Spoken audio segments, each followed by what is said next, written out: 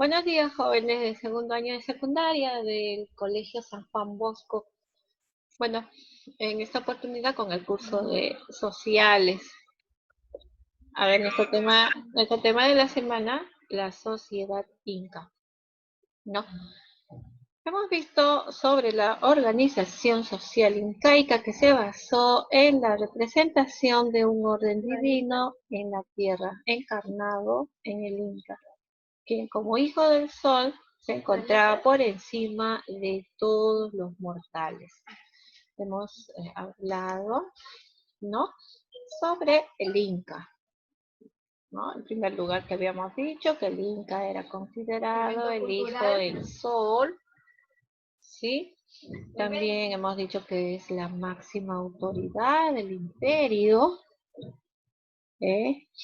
También hemos dicho que tenía múltiples responsabilidades y atribuciones. A nivel económico, el Inca organizaba la población para obtener recursos y realizar grandes obras públicas. En el ámbito religioso, celebraba los rituales importantes, pues era el mediador entre los dioses y los hombres, ya que él pues era considerado como una divinidad. Y como tal se le otorgaba equilibrio en la tierra o pacha y aseguraba el orden y el bienestar en el mundo. En el aspecto político se encargaba de ampliar los territorios del imperio a fin de garantizar la producción necesaria para el sostén de la sociedad. ¿Ya? También hemos visto los grupos de la élite cusqueña, ¿no? Nobles de sangre y nobles de privilegio. Ya los nobles de sangre eran los miembros de las panacas cusqueñas. Las panacas estaban constituidas por la coya o esposa principal, ¿no? Y también estaba constituido por las esposas secundarias, o también llamadas concubinas. Mientras que los nobles de privilegio eran aquellos hombres comunes convertidos en nobles por el Inca como premio por alguna labor o misión desempeñada. Sí, eso hemos visto, solamente les estoy volviendo a recordar. Vamos a ver en esta oportunidad, también hemos visto antes de este tema, los curacas, que era la máxima autoridad local. ¿Ya? Y en esta clase vamos a tratar sobre las clases populares, ya, durante la sociedad incaica. Los miembros de los ayllus conformaban las clases populares del Tahuantinsuyo y constituían la mayor parte de la población. Los pobladores comunes o hatunrunas, a ver, dice, los pobladores comunes o hatunrunas se dedicaban a la agricultura, a la ganadería, a la pesca y a la elaboración de artesanía. El Estado los destinaba a la construcción de obras públicas y al ejército. Vemos que entre los hatunrunas se distinguían algunos grupos específicos. ¿Cuáles van a ser? Los Mi'kmaq, los Yana y los Pinacuna. ¿Ya? A ver, vamos a ver. Los Mi'kmaq, ¿ya? Los Mi'kmaq o Mi'kmaes, pobladores que eran trasladados por un tiempo determinado hacia otras religiones para que cumplieran determinadas tareas designadas por su etnia o por el Estado. como poblar regiones o formar colonias militares en zonas recién anexadas. Los Mi'kmaq no perdían su vínculo de parentesco y reciprocidad con sus ayllus de origen, a pesar de vivir en lugares distintos. ¿Ya? Entonces los Mi'kmaq, dice, vivían en distintos lugares y eran pobladores, ¿no?, que eran trasladados por un tiempo determinado hacia otras regiones para que cumplieran determinadas tareas designadas por su etnia o por el Estado.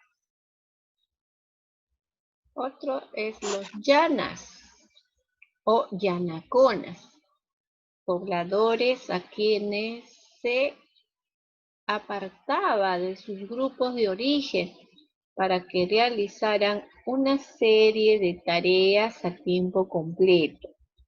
A diferencia de los Mi'kmaq, los llanas se vinculaban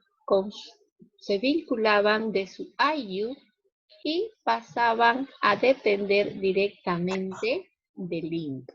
Ya, o sea, los llana dice, a diferencia de los Mi'kmaq, se desvinculaban de su ayllu y pasaban a depender directamente del Inca. O sea, ellos sí dependían del Inca.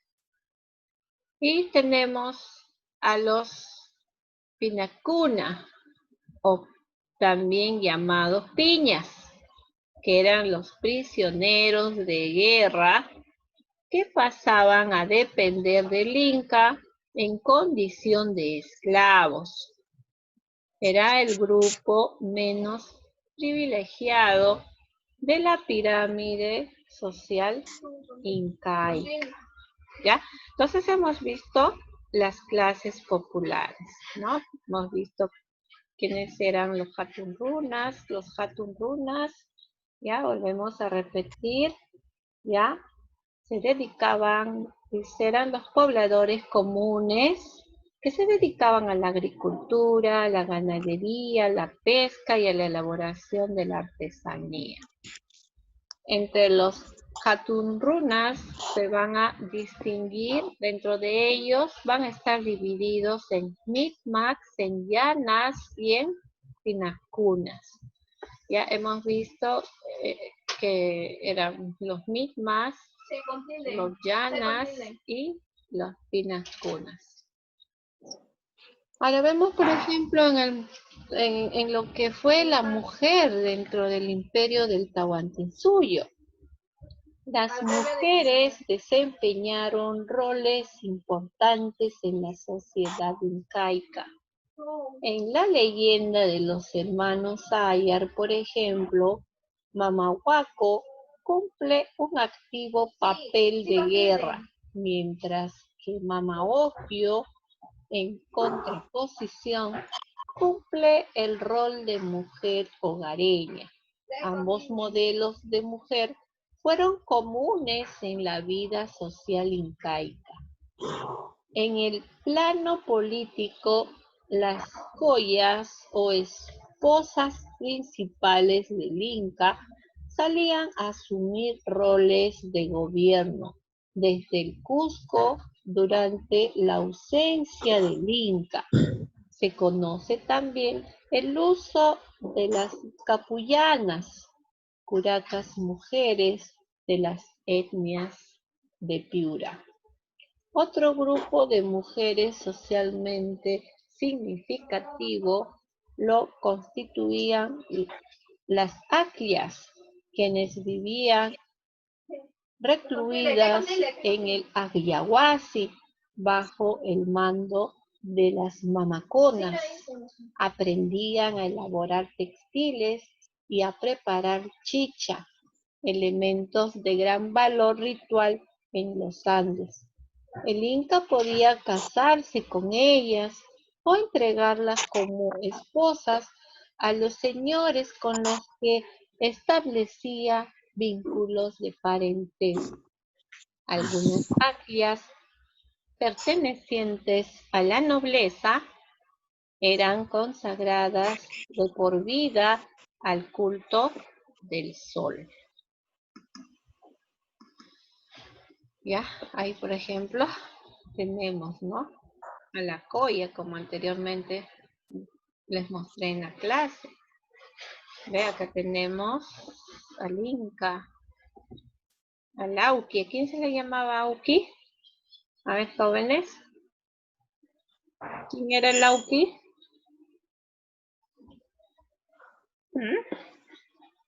Auqui se le llamaba el hijo del Inca, el hijo legítimo del Inca.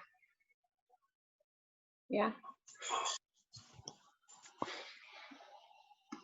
A ver, ahí vemos otra. ¿Ve? Tenemos en la cabeza aquí al Inca, ¿verdad? Pertenecía a la alta nobleza y ¿no? El Inca, su gobierno era de forma hereditaria. ¿Qué quiere decir hereditaria? Que cuando él moría, su hijo tenía que asumir el trono. Tenemos también, ¿no?, la baja nobleza. Aquí era por privilegios o méritos. ¿Quiénes estaban? Dice, estaban los sacerdotes, los jefes militares, los gobernadores y altos funcionarios, ¿no? Quienes eran, por ejemplo, los curacas, llamados también orejones por los españoles. ¿Y por qué lo llamaban orejones?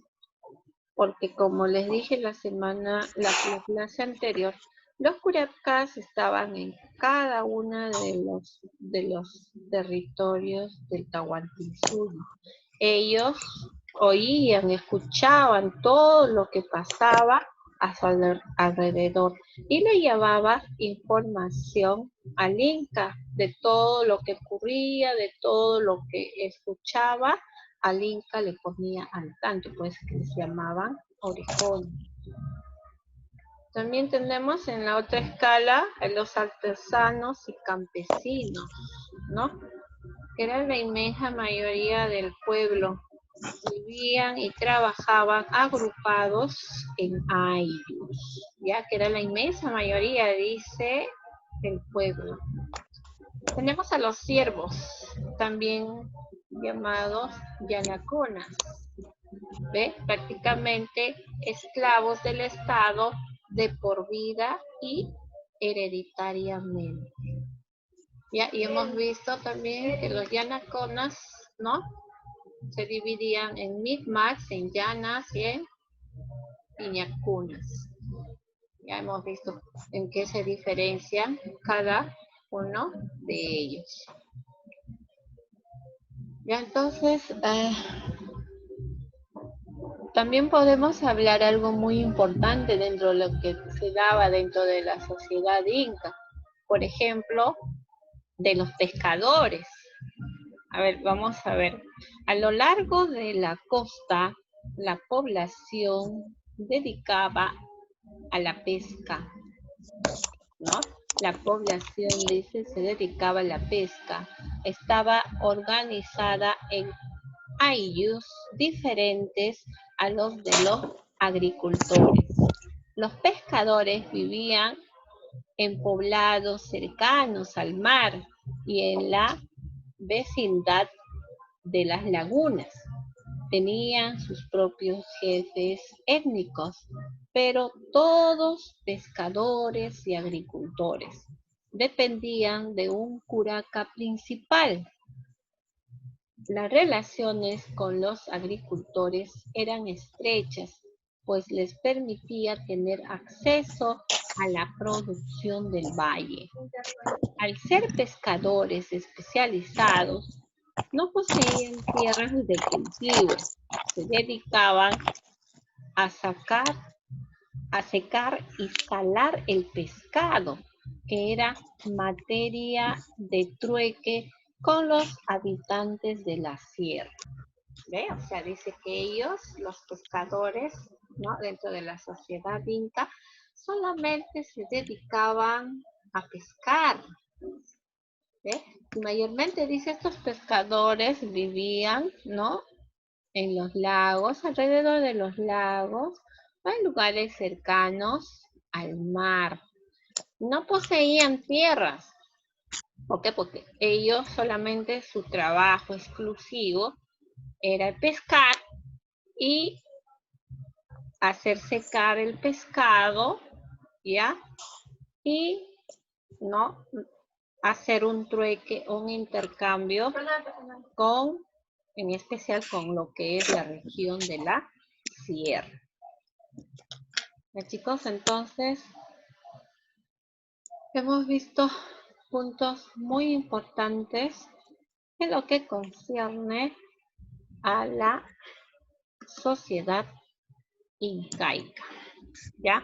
Hemos visto, ¿no? Hemos descrito lo que es el Inca. Hemos visto también los grupos de la élite pequeña. Hemos visto las clases populares. Hemos visto la pirámide incaica. También hemos hablado puntos importantes sobre, ¿no? El Inca, ¿no? De la esposa del Inca, que es llamada Coya, y también de las otras esposas, que eran las concubinas. Hemos hablado del Auqui, que es el hijo, al hijo del Inca se le llamaba Auqui, y también tenía pues otros hijos con las concubinas, ¿no? Pero esos hijos no eran reconocidos, ni mucho menos tenían que asumir al trono cuando moría el Inca. No, solo el hijo legítimo, ¿ya? Tenido por la corte. Ya, jóvenes, entonces este ha sido nuestro tema de la semana, la sociedad inca.